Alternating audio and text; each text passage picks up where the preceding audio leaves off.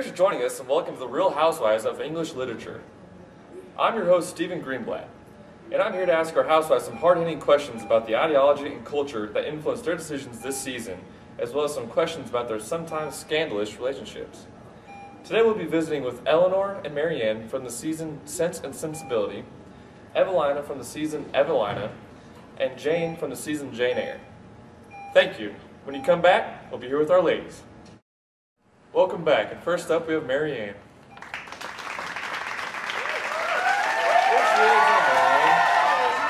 Doing well, doing well. Marianne, I've got a question for you. Okay. How did your relationship with Willoughby affect your relationship with Colonel Brandon?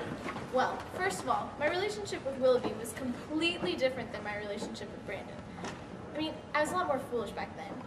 At first, I didn't even really like Brandon, to be honest with you. He was really dull and really plain, I thought.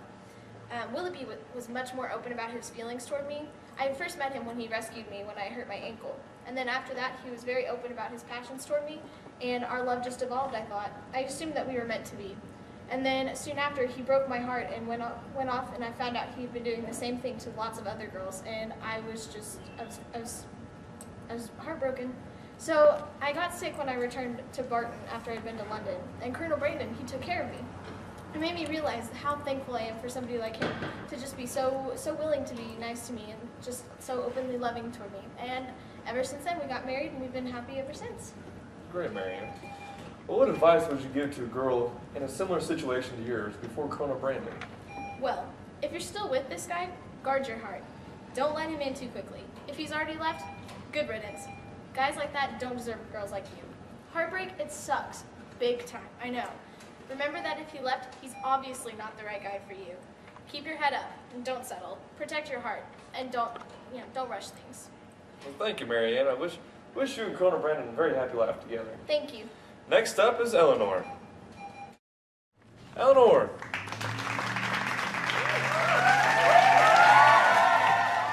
Okay, Eleanor. I have some questions for you as well. How are you and your sister Marianne any different when it comes to finding a husband? Well, my sister and I represent two very different women. I definitely represent sense. She, on the other hand, is more of the sensibility. I'm reserved in my emotions, I understand my social responsibility, and in several instances, I can be seen as the most practical member of the Dashwood family. I am the epitome of the way a gentleman's daughter should behave in the public and the private eye. My younger sister, Marianne, represents sensibility, emotion, and impulsiveness. I demonstrate what great writers such as Mary Wollstonecraft believe women of my time should actually be like. It's obvious that given good morals, good faculties, and good educations, other women like my little sister could represent the rational woman that I do. Being a rational woman, I knew to keep my emotions inside about my dear Edward, not to let them out or let him even know about them. Even though he left me for another woman, I need a husband, and because I held myself together and knew exactly what to do to wait patiently, I ended up with my dear Edward. Our producers decided to include me in this group because I'm the only woman here who clearly shows what a practical woman should be, and I go against all the ideology of our time. I am a practical woman. I show reason, much like a man. Yes, showing your emotions does make you a woman, but it also shows that you don't have very good judgment. I would rather be knowledgeable and have good judgment than run around searching for an unattainable concept of love. All these women do the same thing. They hate the man, then they love him, then they can't find him, then they end up with him again. It's ridiculous. What an emotional roller coaster. These women obviously have no sense at all, otherwise they would be exactly like me. Do you believe that Edward loved you all along, or are you really just his backup plan when he was no longer wealthy? Of course he loved me, or he loved me enough. I'm a modern, practical woman, like I said. I know how the world works around me. Without a husband, I would be an old maid. I needed to be married. I was pretty, but not nearly as handsome as my little sister. Even a perfect man like Colonel Brandon didn't see that I would have been a great choice. But her beauty outshined me once again. Edward was there in the end once again for me. Even though he was poor and full of shame, yes, but he was still there and he was still a husband. After all, isn't that the most important thing? Ending up married?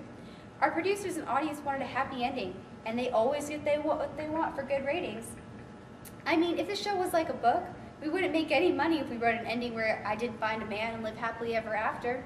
Plus, we couldn't get away with half the things that happened on the show if we didn't stick to simple storyline, which involved me getting married at the end. People wouldn't take anything I said seriously either. If I didn't get married, people wouldn't even begin to question whether I was a real woman. So maybe some of it has to do with the ideology regarding the show, but mostly it's just my rational and very practical love for Edward. Oh, what a great answer. Well, thank you, Eleanor. Always a pleasure to hear from you. Very interesting first half of the show. When we come back after these messages, we're going to hear from Evelina. And we're back. Welcome back to the Real Housewives of English Literature Reunion. I'm sitting here with Miss Evelina from the season. Evelina. So good to see you, Stephen. Welcome back. Now, Evelina, our audience is very curious about how things have been going. But first, would you explain the dynamics of your relationship with your grandmother, Madame Duval? Oh, yeah. So, my grandmother really hasn't always been that involved in my life. You know, Reverend Billers, like, raised me.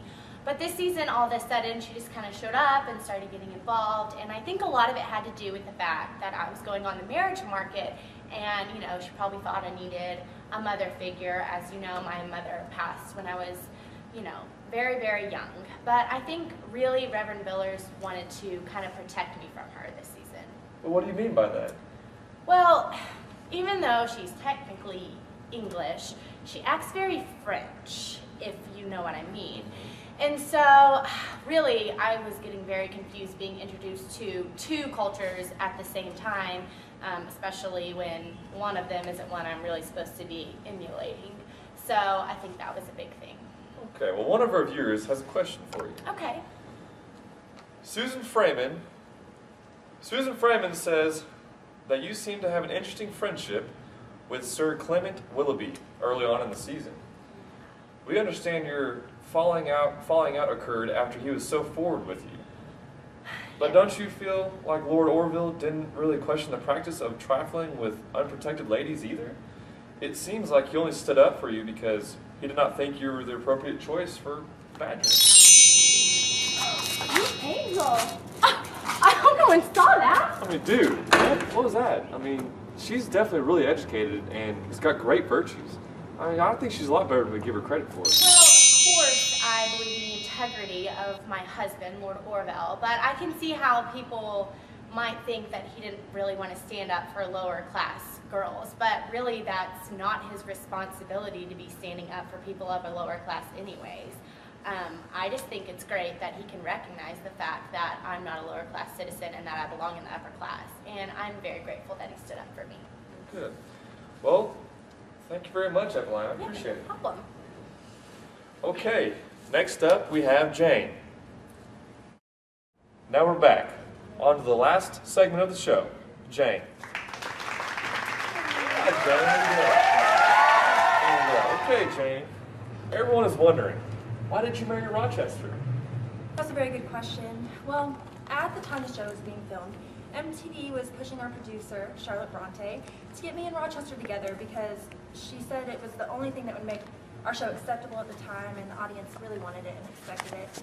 I mean, at first I thought I really wanted to be with him. I was totally infatuated, and I was so sure of it. But once all those things came out about him being married and locking his crazy wife up in the attic, I became a little weary because I didn't want to be pretty much enslaved to him, since I would have nowhere to turn if he decided to throw me to the curb too.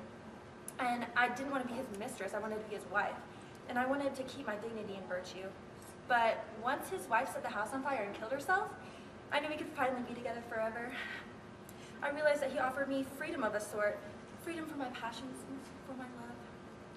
Also, since he was blind and had no hand as a result of the fire, he was more dependent on me, which made me feel stronger in our relationship. It also helped that I gained a fortune and a family. It made us seem more like equals, which is what we really needed to make our marriage work. Wow, Jane. Well, our producers found something backstage, and someone's been trying to get a hold of you for a very long time and has something very important to say to you. So, Bertha, come on down. She's dead. Bertha.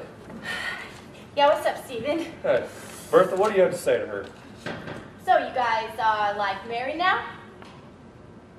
Oh, okay, yeah. And did he tell you about me? How'd you find out? You were locked in the attic. Yeah. You didn't think something like that was gonna happen to you too? Yeah, I'll tell you what, Jane Eyre, you are garbage. You are garbage. Oh my gosh, Bertha. Okay, producer. When we come back from commercial, we're going to continue on. crazy show here. When we come back, we're going to see on Jane. Hold on. We'll come right back. Welcome back. Well, after a traumatic experience, we've got everything under control here. Bertha is settled down. And Jane, are you okay? I'll be okay. All right. Okay. Well, Jane, on to your last question here. So how is your marriage with Rochester now that the show's over? Well, until 5 minutes ago, I thought it was okay. He did start gaining some of his eyesight back, so that was unfortunate because he was less dependent on me, and I guess I'm learning now to be a submissive wife like women are supposed to be these days, and you know, I never really wanted to be like everyone else, but in order to fit into society, not, you know, die and become a prostitute, which I might now because I've lost my virtue. I guess that's just what I had to do. We do have a child who I do love with all my heart, but I guess all in all, I could say that our marriage isn't as happy as I would have hoped. He is my first and only love, but maybe if I had given it more time, I might have found someone better. And but please don't tell him I said that. I'm scared. Well, this is the conclusion of a wonderful show, The Reunion, and we hope everybody does well on our show, and thank you. I'm Stephen Greenblatt. So we had a pretty interesting show today, but then again, it's always interesting with our Real Housewives of English Literature. The producers of every one of these shows seem to have found ways to get their views on religion, society, and culture out there while hiding it under the marriage plot. In Sense and Sensibility, Austin shows the difference between two cultural movements in which she favors classicalism over romanticism.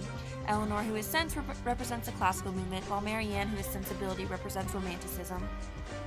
In Evelina, Bernie shows that Evelina doesn't learn anything while on the marriage market, and it shows how women are dependent and fragile because Evelina ends up in the same position she started. In Jane Eyre, Bronte shows how she feels about society and equality, and she also shows her disapproval in evangelicalism through Brocklehurst and St. John. These are just a few examples of many things these producers try to relate throughout their marriage plot shows. Women during these time periods were left the marriage plot shows, or novels that is, as one of the only ways to express themselves, and they found ways to express more than just their feelings on love.